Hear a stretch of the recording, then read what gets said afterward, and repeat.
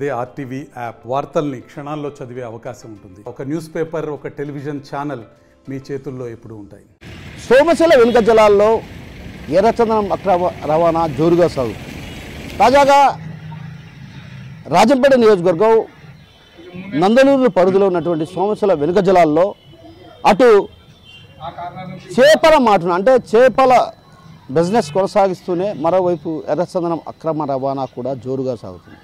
గతంలో కూడా ఇదే తరహాలో చేపలు పట్టే వాళ్ళు అక్కడి నుంచి ఎర్రచందనపు దుంగలను కూడా సరఫరా చేస్తున్నారు, ఎర్రచందనం స్మగ్లింగ్ చేస్తున్నటువంటి ఆరోపణలు కూడా గతంలో కూడా వినిపించాయి. అదే తరహాలోనే నిన్న ఏదైతే ఒక ఘటనలో పోలీసులు చేపల పట్టే మాటున అంటే చేపల రవాణా మాటున ఎర్రచందనపు దుంగలు బయటపడడం అంటే వెలుగులోకి రావడం, ఇది ఒక రకంగా ఎవరు చేస్తున్నారు ఈ పని అనేటువంటి వ్యవహారం పైన కూడా పోలీసులు నిగ్గు తేల్చాల్సినటువంటి అవసరం.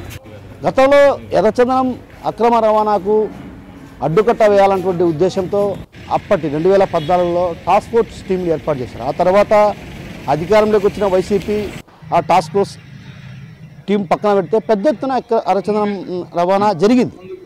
అయితే జరిగిందన్నటువంటి ఆరోపణలు ఉన్నాయి.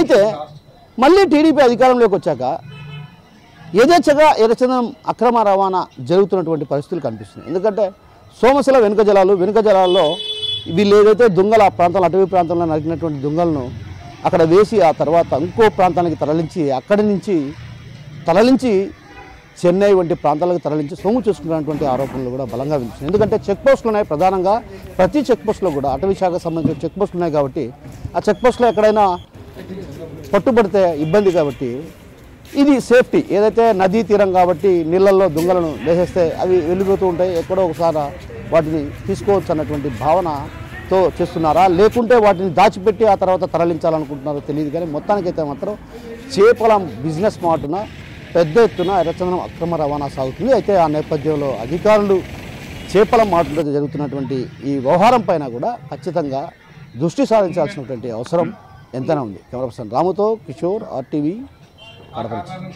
మరిన్ని వీడియోస్ కోసం ఛానల్ ని సబ్స్క్రైబ్ చేయండి, లేటెస్ట్ అప్డేట్స్ కోసం వాట్సాప్ ఛానల్ ని ఫాలో చేయండి అండ్ లింక్ డిస్క్రిప్షన్ లో ఉంది.